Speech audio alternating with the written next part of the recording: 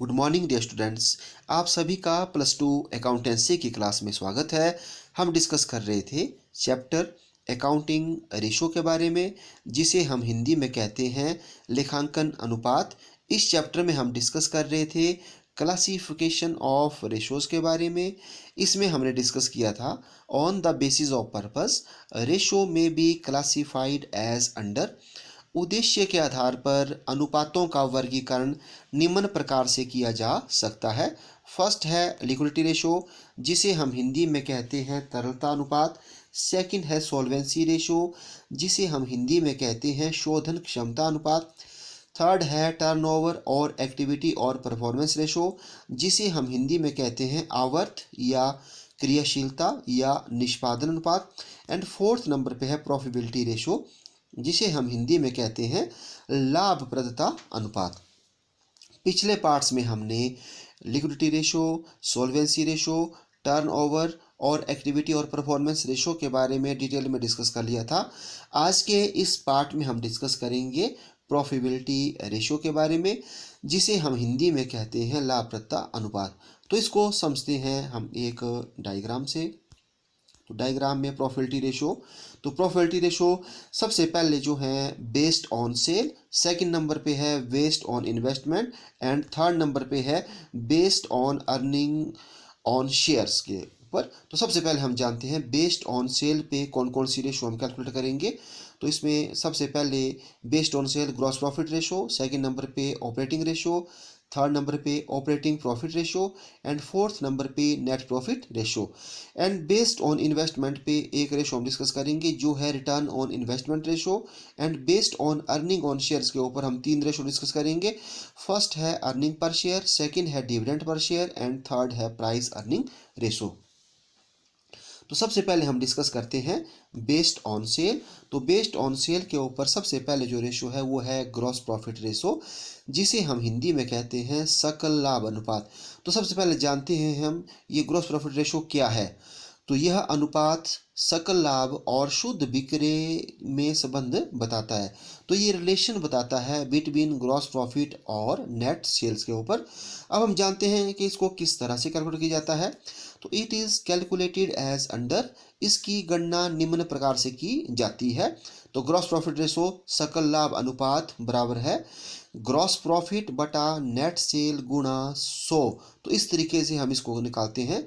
तो gross profit ratio का क्या फॉर्मूला हुआ, ग्रॉस प्रॉफिट, इसको हम डिवाइड करेंगे नेट सेल से और मल्टीप्लाई करेंगे 100 से, और हमारे पास ग्रॉस प्रॉफिट रेशो कैलकुलेट हो करके आ जाएगी। अब हम जानते हैं कि ग्रॉस प्रॉफिट किस तरह से कैलकुलेट करते हैं। तो ग्रॉस प्रॉफिट निकलता है sales minus cost of good sold. जब हम सेल में से कॉस्ट ऑफ गुड सोल्ड को लेस करते हैं तो हमारे पास ग्रॉस प्रॉफिट कैलकुलेट हो जाता है। अब हम जानते हैं कि कॉस्ट ऑफ गुड सोल्ड कैसे कैलकुलेट की जाती है। तो cost of good sold is equal to opening stock plus purchases plus wages plus all direct expenses minus closing stock. इस तरह से हम कॉस्ट ऑफ गुड सोल्ड को कैलकुलेट करते हैं। और जब हम सेल में से कॉस्ट ऑफ गुड सोल्ड को लेस करते हैं तो हमारे पास ग्रॉस प्रॉफिट आ जाता है। और ग्रॉस प्रॉफिट रेशो का फार्मूला क्या हुआ, gross profit divide by net sale multiply by 100। अब सेकंड रेशो, सेकंड है ऑपरेटिंग रेशो, जिसे हम हिंदी में कहते हैं संचालक अनुपात। तो सबसे पहले जानते हैं हम ऑपरेटिंग रेशो क्या होती है। तो यह अनुपात संचालक व्यय और शुद्ध बिक्री के बीच में संबंध को बताता है। तो जो हमारे ऑपरेटिंग एक्सपेंसेस होते हैं और नेट सेल, इनके बीच में रिलेशन को बताता है ऑपरेटिंग रेशो। अब हम जानते हैं कि इसको कैसे कैलकुलेट किया जाता है। तो it is calculated as under, इसकी गणना निम्न प्रकार से की जाती है। देखते हैं फॉर्मूला, ऑपरेटिंग रेशो संचालक अनुपात is equal to operating cost upon net sale multiply by 100। हम ऑपरेटिंग कॉस्ट को नेट सेल से डिवाइड करते हैं और मल्टीप्लाई फिर 100 से करते हैं, हमारे पास ऑपरेटिंग रेशो कैलकुलेट हो जाती है। अब हम जानते हैं कि ऑपरेटिंग कॉस्ट को किस तरह से कैलकुलेट किया जाता है।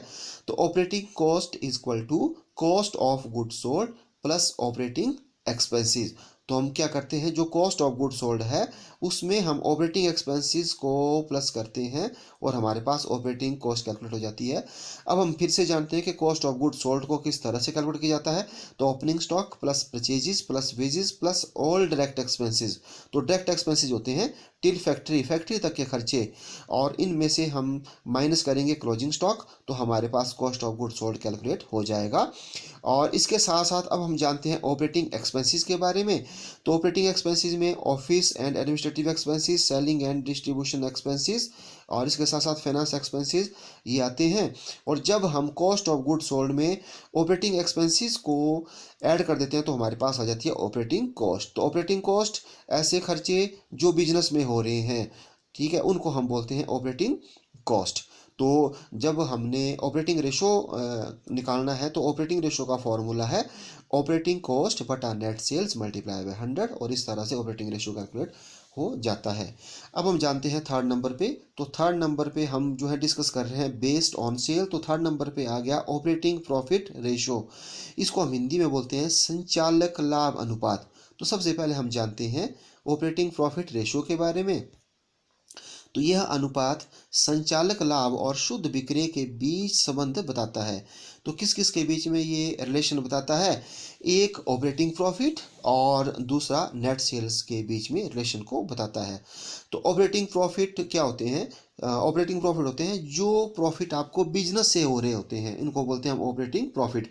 इसमें हम जो है बिजनेस के बाहर के प्रॉफिट को ऐड नहीं करते, ना ही बिजनेस के बाहर के खर्चों को लेस करते हैं।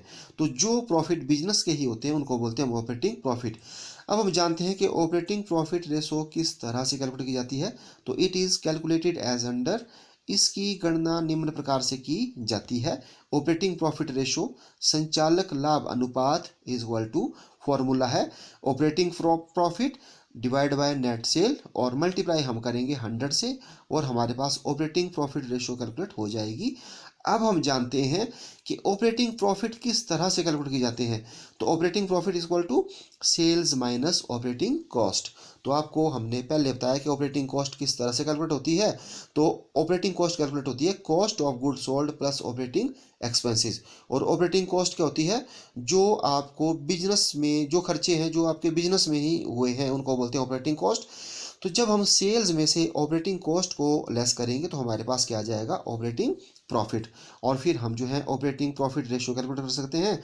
तो ऑपरेटिंग प्रॉफिट रेशो का क्या फार्मूला हो गया, ऑपरेटिंग प्रॉफिट बटा नेट सेल्स मल्टीप्लाई बाय 100, और ऑपरेटिंग प्रॉफिट का आपको बता दिया cost of good sold plus operating expenses. तो इस तरह हमारा ऑपरेटिंग प्रॉफिट रेशो भी कैलकुलेट हो गया। अब हम देखते हैं बेस्ड ऑन सेल जो फोर्थ रेशो हम कैलकुलेट करते हैं वो है नेट प्रॉफिट रेशो, जिसको हम हिंदी में कहते हैं शुद्ध लाभ अनुपात।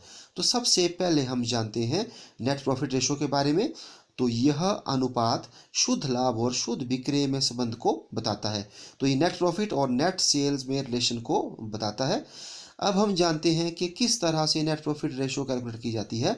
तो it is calculated as under, इसकी गणना निम्न प्रकार से की जाती है। तो नेट प्रॉफिट रेशो शुद्ध लाभ अनुपात is equal to net profit divide by net sale multiply by 100।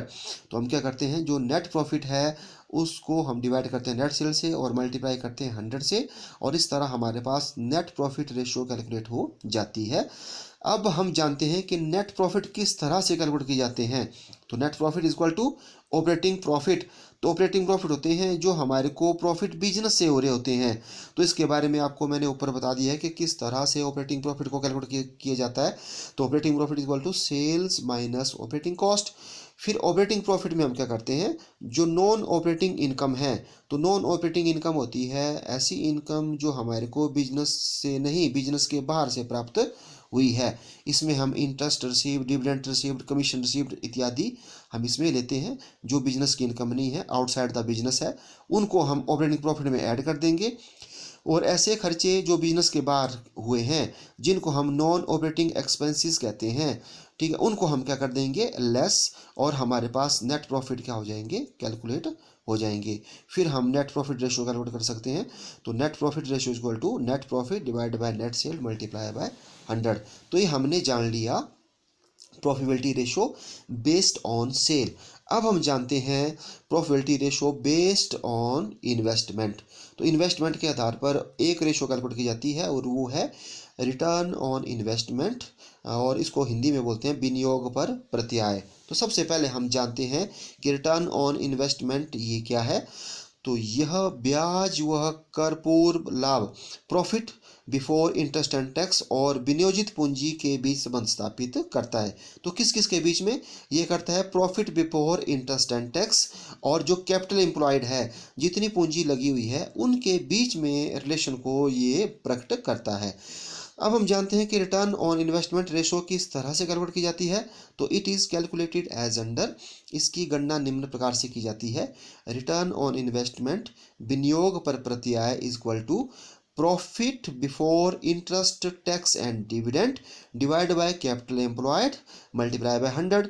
हम क्या करते हैं, जो प्रॉफिट है या अर्निंग है before interest tax and dividend, उनको हम डिवाइड करते हैं कैपिटल एम्प्लॉयड से और मल्टीप्लाई करते हैं हम 100 से, और हमारे पास रिटर्न ऑन इन्वेस्टमेंट जो रेशियो है वो कैलकुलेट हो जाती है।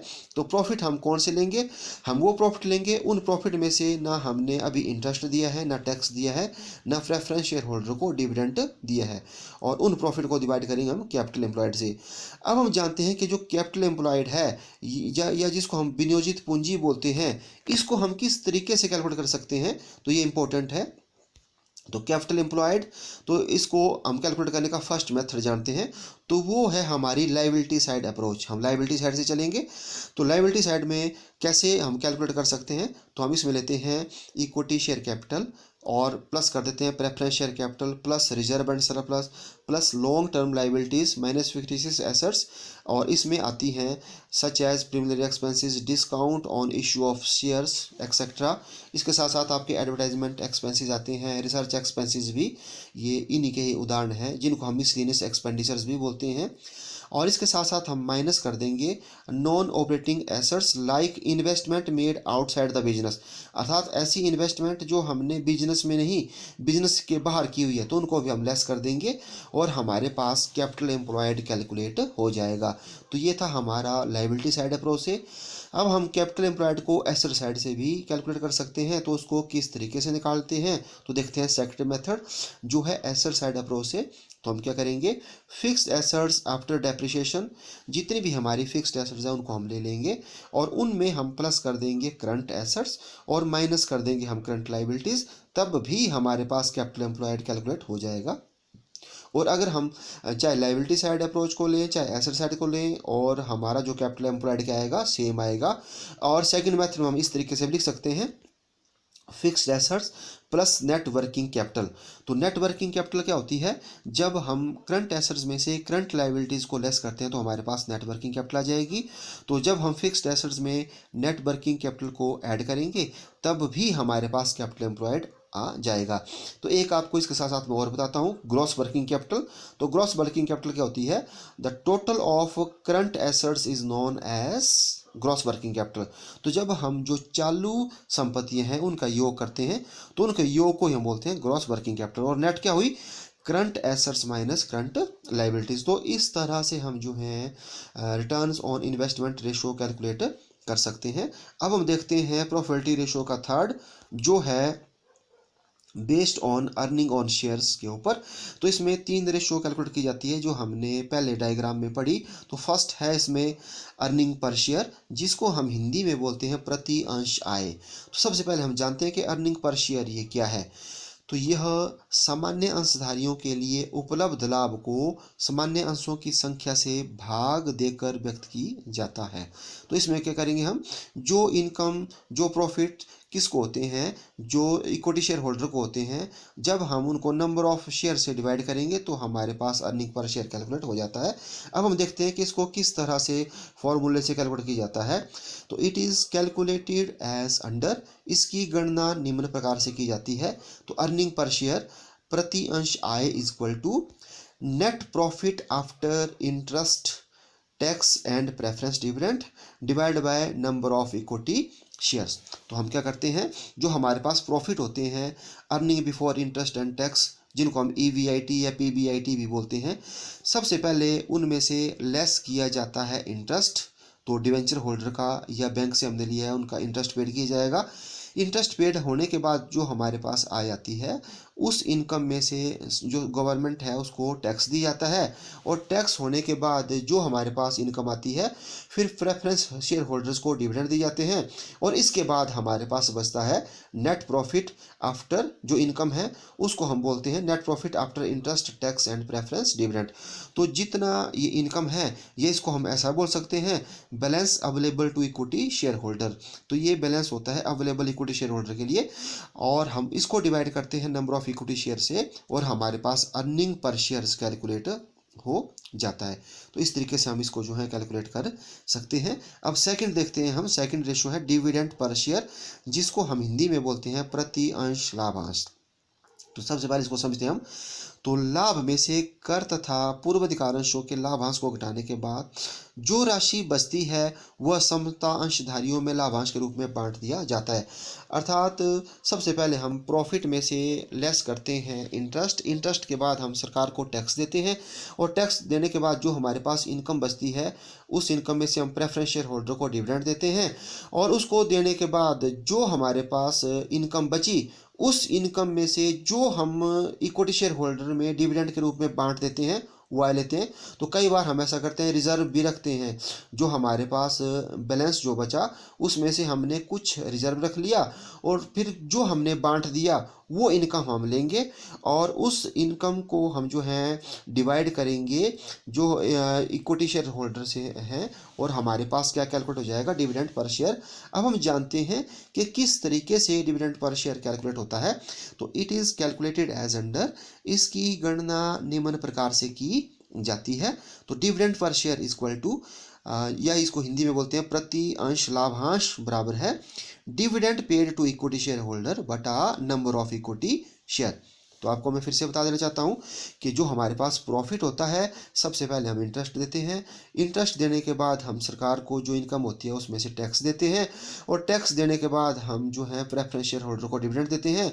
उसके बाद जो अमाउंट बचता है उस अमाउंट में से हम कुछ जो है रिजर्व भी रखते हैं। तो रिजर्व देने के बाद जो हम जो है पेड कर देते हैं वो होता है dividend paid to equity share holder.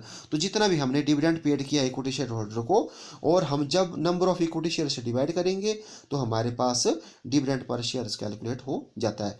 तो कई बार जो फर्म है या कंपनी है वो रिजर्व नहीं रखती है, तो सारे का सारा अमाउंट डिविडेंड के रूप में क्या कर देती है, बांट देती है। तो फॉर्मूला हुआ dividend paid to equity share holder बटा नंबर ऑफ इक्विटी शेयर्स। तो इस तरीके से हम जो है डिविडेंड पर शेयर कैलकुलेट कर सकते हैं। और थर्ड जो रेशो है वो है प्राइस अर्निंग रेशो, जिसे हम हिंदी में कहते हैं प्रति अंश आय। तो सबसे पहले हम इसको समझते हैं। तो यह अनुपात कंपनी के निष्पादन तथा भविष्य को प्रकट करता है, ये परफॉर्मेंस को बताता है। यह अनुपात अधिक होने पर कंपनी के अंशों का बाजार मूल्य ऊंचा हो जाता है। तो जैसे जैसे ये जो रेशो है प्राइस अर्निंग रेशो, ये जैसे जैसे बढ़ती जाती है वैसे वैसे शेयर्स की वैल्यू भी बढ़ती जाती है। तो इसको हम किस तरीके से कैलकुलेट करते हैं, तो it is calculated as under, इसकी गणना निम्न प्रकार से की जाती है। तो फॉर्मूला है मार्केट प्राइस पर share divide by earning per share. जो मार्केट प्राइस है शेयर्स का वो आपको क्वेश्चन में दिया रहता है, और अर्निंग पर शेयर्स हम कैलकुलेट करेंगे, और मार्केट प्राइस पर शेयर को अर्निंग पर शेयर से हम डिवाइड करेंगे, और हमारे पास प्राइस अर्निंग रेशो कैलकुलेट हो जाएगी। तो हमने डिस्कस कर ली क्लासिफिकेशंस ऑफ रेशो। तो सबसे पहले हमने डिस्कस किया लिक्विडिटी रेशो के बारे में, उसके बाद सॉल्वेंसी रेशो के बारे में, उसके बाद टर्नओवर और एक्टिविटी और परफॉर्मेंस रेशो के बारे में, और इसके बाद आज के इस पार्ट में हमने डिटेल में डिस्कस कर लिया प्रॉफिटेबिलिटी रेशो के बारे में। तो आज के इस पार्ट में बस इतना ही। अब मिलते हैं नेक्स्ट पार्ट में। Thank you.